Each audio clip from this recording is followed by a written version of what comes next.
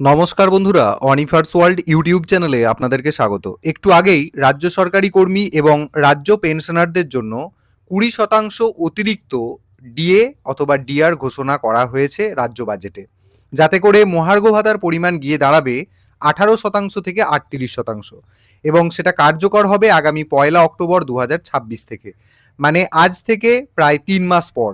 এটাই সবচেয়ে আশ্চর্যের বিষয়। মানে সরকারি বক্তৃতা অনুযায়ী যদি সপ্তম পে কমিশন ডিসেম্বরে 2026-এ হয়ও, তাহলে সরকার চাইলো মাত্র 2 মাস এই বর্ধিত ডিএ দিতে।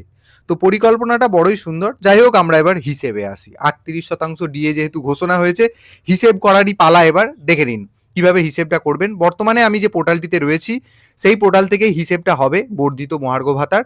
পোর্টালের লিঙ্ক আমি ভিডিও ডেসক্রিপশন বক্সে দিয়ে দেবো। দেখুন, বলা হচ্ছে WB DA hike calculator 38% DA. এরপর আপনি কি করবেন, সিম্পলি একদম এখানে আপনার যে বর্তমান গ্রেড পেটা রয়েছে, সেই গ্রেড পেটাকে এখান থেকে সিলেক্ট করবেন, গ্রেড পে বাটনে ক্লিক করবেন, যেটা আপনার গ্রেড পে সেটা এখান থেকে সিলেক্ট করবেন। ধরে নিচ্ছি 3900 গ্রেড পে, সেটা সিলেক্ট করলাম। তারপর এখানে নিজের বেসিক পে যেটা রয়েছে, বর্তমান বেসিক পে, জুলাইয়ের বেসিক পে নয় কিন্তু বর্তমানের বেসিক পে, অর্থাৎ জুন মাসে, যেহেতু আমরা এখনই হিসেবটা করছি, সেই অনুযায়ী এখানেতে আপনি নিজের বেসিক পেটাকে দিয়ে দেবেন। দিলাম 40,800 টাকা। তারপর এখানে বর্তমান যে ডিএটা চলছে 18%, সেটা যেমন আছে তেমনই থাকতে দেবেন। পাশে এক্সপেক্টেড ডিএ যেটা ঘোষণা করা হয়েছে আর কি, সেটা 38%, মানে 18 থেকে 20% বেড়ে যেটা হয়েছে সেটা হবে 38%। এখানেও এডিট করার কিছু দরকার নেই। এইচআর এটা 12%, এবং এখানে মেডিকেলটা 500 টাকা রয়েছে। এরপর এখানে রয়েছে আদার অ্যালাওয়েন্স, যদি আপনি কিছু পান, মানে যদি কেউ হেড টিচার হন, তো তার ক্ষেত্রে এখানে 400 টাকা অ্যামাউন্টটাকে অ্যাড করে দেবেন, বা যার ক্ষেত্রে যেমন আদার অ্যালাওয়েন্সেস রয়েছে সেটা এখানে এন্ট্রি করে দেবেন। তারপরে আপনার মান্থলি জিপিএফ ডিডাকশন কত হয় সেটা আপনি এখানে দিয়ে দেবেন, ধরে নিচ্ছি 5,000 টাকা।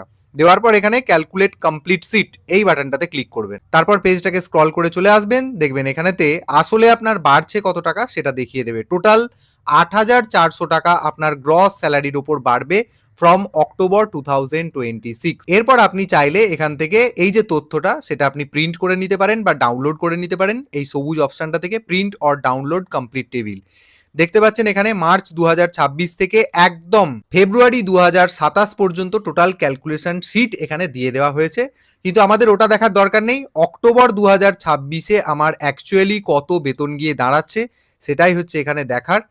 এই হচ্ছে টোটাল ক্যালকুলেশন। এটা আমি জাস্ট একটা এক্সাম্পল দিয়ে দেখালাম।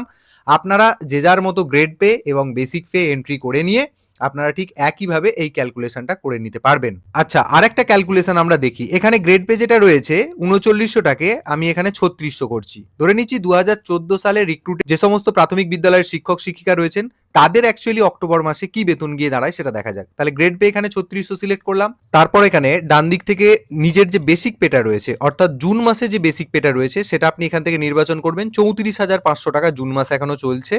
জুলাইয়ে গিয়ে সেটা 35,500 হবে। এটা সিলেক্ট করবেন না, 34,500 টাকা সিলেক্ট করবেন। তারপর এখানে একদম নিচের দিকে চলে আসবেন। যদি আপনি হেড টিচার হন তাহলে এখানে 400 টাকা অ্যালাওয়েন্সটাকে এন্ট্রি করবেন, আর যারা অ্যাসিস্ট্যান্ট টিচার তাদের ক্ষেত্রে এই বক্সটা ফাঁকা থাকবে। এরপর আপনি জিপিএফ এর জন্য আপনার কত ডিডাকশন হয় সেটা আপনি এন্ট্রি করে নেবেন। ধরে নিচ্ছি 3,500 টাকা আপনার জিপিএফ এর জন্য ডিডাকশন হয়। হয়ে গেল। এরপর আপনি এখানে ক্যালকুলেট কমপ্লিট সিট এই বাটনটাতে ক্লিক করবেন।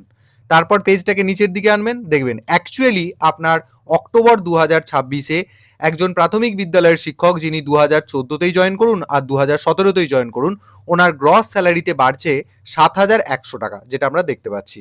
এরপর আপনি চাইলে এখানে একদম টোটাল মাস ওয়াইজ ব্রেকআপটা দেওয়া রয়েছে, সেটা আপনি দেখে নিতে পারবেন। আমাদের যেটা দেখার, অক্টোবর 2026-এ একজন প্রাথমিক বিদ্যালয়ের শিক্ষক বা শিক্ষিকা যিনি 2014 বা 2017-তে জয়েন করেছেন, ওনার গ্রস স্যালারি গিয়ে দাঁড়াচ্ছে 50,050 টাকা। এই অ্যামাউন্টটার কম বেশি হবে না। এরপর এখানে একটা ব্যাপার, অক্টোবর মাসে পুজোর যে অ্যাডহক বোনাস হয় সেটা অ্যাড হতে পারে, তবে সেটা আলাদাভাবে হয়, স্যালারির সাথে তো হয় না, তাই এই গ্রস স্যালারিটার সাথে কোনো সংযোগ নেই। এইভাবেই আপনারা কিন্তু ক্যালকুলেশনটা করে নিতে পারবেন। তো যারা এই ক্যালকুলেশন এখনো করেননি বা করতে চাইছেন তাদের সাথে অবশ্যই ভিডিওটি শেয়ার করুন, এবং আপনারা যারা আমার চ্যানেলে নতুন তারা চ্যানেলটিকে সাবস্ক্রাইব করে নিতে ভুলবেন না।